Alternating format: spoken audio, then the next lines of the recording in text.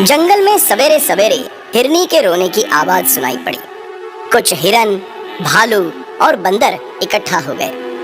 हिरनी के दोनों बच्चों की लाशें सामने पड़ी थीं और उन्हें देख देख कर वो लगातार रोए जा रही थी। माँ हिरनी बोली, हाय राम, अब मैं क्या करूं? कहाँ जाऊं? एक नागिन ने मेरे दोनों जिगर के टुकड़ों को मुझसे हमेशा के लिए दूर कर दिया। मेरा तो सब कुछ लूट लिया। अब मैं किसे प्यार करूंगी? किसे अपना दूध पिलाऊंगी? मेरे दोनों प्यारे लाडले ही मेरी दुनिया थे। अब कौन मुझे माँ माँ कहकर पुकारेगा? हे भगवान, अब मुझे भी मेरे बच्चों के पास बुला लो। एक हिरनी बोली, ऊपर वाले की मर्जी के सामने किसकी चलती है? वही देता है, वही लेता है। हम तो खिलाड़ी हैं, वही विजेता है। हमेशा उसकी मर्जी की ही जीत होती है। माँ हिरनी बोली, जब लेना ही था तो उसने दिया ही क्यों? एक झटके में सारी खुशियों को छीन लिया। भालू बोला, दोनों बच्चे एक साथ, ये सब कैसे हुआ? माँ हिरनी बोली, आज सवेरे सवेरे बच्चों ने दूध पिया और पास में झाड़ियों के पास खेलने लगे। अचानक एक जहरीली नागिन ने बड़े को डस लिया। बड़ा चिल्लाया तो छोटा भी उसके पास आ गया। छोटे ने गुस्से में नागिन को मारना चाहा तो जालिम नागिन ने उसे भी काट लिया और भाग गई। उस नागिन ने मेरे दोनों बच्चे मुझसे हमेशा के लिए छीन लिए। भालू बोला, बहन, ये तो बहुत बुरा हुआ। वैद्य काका आ गए हैं, वो दोनों बच्चों की नाड़ी देखना चाहते हैं। एक बंदर बोला, हाँ हाँ, देख लीजिए। एक बुजुर्ग भालू वैद्य ने दोनों बच्चों की नब्ज देखी और उन्होंने नकारात्मक इशारे से सर झुका दिया। माँ हिरनी उन्हें देखकर फिर से रोने लगी। दोनों मासूम बच्चों की लाश सामने पड़ी थी और ऐसा लग रहा था जैसे दोनों सो रहे हों। मौत ने तो उन्हें हमेशा के लिए सुला ही दिया था। आसपास सभी जानवरों की आंखें नम हो गई थीं। एक हिरनी बोली, हम लोगों की भी क्या किस्मत है, हमेशा मौत के साए में जीते रहते हैं। कोई नहीं जानता कि किस रूप में मौत आएगी और किसको ले जाएगी। मौत कभी भी किसी की भी गोद सूनी कर देती है और किसी को भी अनाथ बना देती है। दूसरी हिरनी बोली, बहन, हिम्मत से काम लो। सभी जानवर हमदर्दी दिखाकर चले गए। हिरनी बेचारी न भूलने वाले दुख के साथ सिसकती पड़ी रही। वो कुछ खा पी नहीं रही थी। एक हाथी उसके पास आया। हिरनी बहन, कब तक ऐसे करोगी? अब कुछ खा पी लो। ईश्वर तुम्हें सब कुछ सहने की शक्ति भी दे, यही मेरी प्रार्थना है।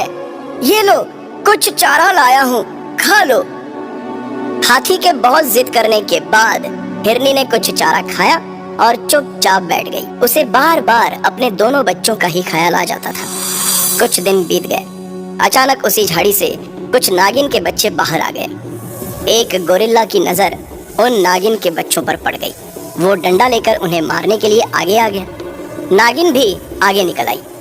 नागिन बोली, ए गोरिल्ला भाई, ये मेरे बच्चे हैं, मेरे जिगर के टुकड़े हैं, इन्हें मत मारो, मैं तुम्हारे आगे हाथ जोड़ती हूँ। गोरिल्ला बोला, जहरीली नागिन, मैं तुझे भी मौत के घाट उतार दूंगा और तेरे बच्चों को भी मार दूंगा। तुम लोग अपने जहर से दूसरे को मारते हो, दूसरों की दुनिया उजाड़ते हो। गोरिल्ला को डंडा लेकर खड़े देखकर माँ हिरनी समझ गई कि अब नागिन और उसके बच्चों की खैर नहीं है। नागिन स्वयं को बचाकर भाग जाएगी, लेकिन उसके बच्चे बच नहीं पाएंगे। बच्चों की मौत का आघात बहुत ही दुखदाई होता है। माँ हिरनी गोरिल्ला के सामने आकर खड़ी हो गई और बोली, गोरिल्ला भाई, इन बच्चों को मत मारो, इन्हें छोड़ दो।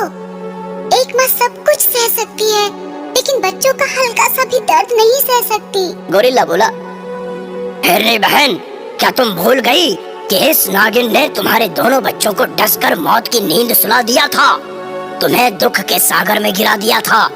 तुम उसके ही बच्चों को बचाना चाहती हो? माँ हिरनी बोली, हाँ, मैं इसके बच्चे को बचाना चाहती हूँ। डसना तो नाग नागिन का स्वभाव है। नागिन बहन, अपने बच्चों को यहाँ से हटा दो। मैं नहीं चाहती कि उन पर कोई खतरा आए। नागिन बोली, मुझे माफ कर दो बहन, मेरे कारण तुम्हारी गोद सुनी हो गई। मैं तुम्हारे सामने प्रस्तुत हूँ। मुझे मारकर अपना बदला पूरा कर लो। माँ हिरनी बोली। भाई गोरिल्ला, अब मेरे और नागिन के बीच में सारा मामला आ गया है। अब मैं इसे इसके किए की सजा दूंगी। नागिन बोली। हाँ बहन, मैं किसी भी सजा को भोगने के लिए तैयार हूँ। मेरा सर तुम्हारे सामने झुक गया है। माँ हिरनी बोली। मैं जो भी कहूँगी उसका तुम्हें पालन करना होगा। नागिन बोली। ठीक है, मैं अपनी जान भी देने के लिए तैयार हूँ। माँ हिरनी बोली। जान तो जाएगी, लेकिन तुम्हारी नहीं मेरी। मुझे आकर डस लो ताकि मैं अपने बच्चों के पास पहुँच जाऊँ। उनके बिना यह जिंदगी जीना भी एक सजा है। मुझे इस सजा से सदा के लिए मुक्त कर दो। आओ मेरे प्राण हर लो। नागिन बोली। नहीं बहन, मुझसे यह ना हो सकेगा। मैं अपने प्राण देना चाहती हूँ, लेकिन तुम्हारे प्राण लेने की बात तो मैं सपने में भी नहीं सोच सकती हूँ। माँ हिरनी का ये अनोखा रूप जंगल में किसी जानवर ने नहीं देखा था। उसके अंदर संतान प्रेम के साथ साथ अद्वितीय दया भाव भी था, जो अपनी संतान की दुश्मन के भी प्राण नहीं लेना चाहती थी। नागिन बार बार सर झुकाकर माँ हिरनी के चरणों में प्रणाम करती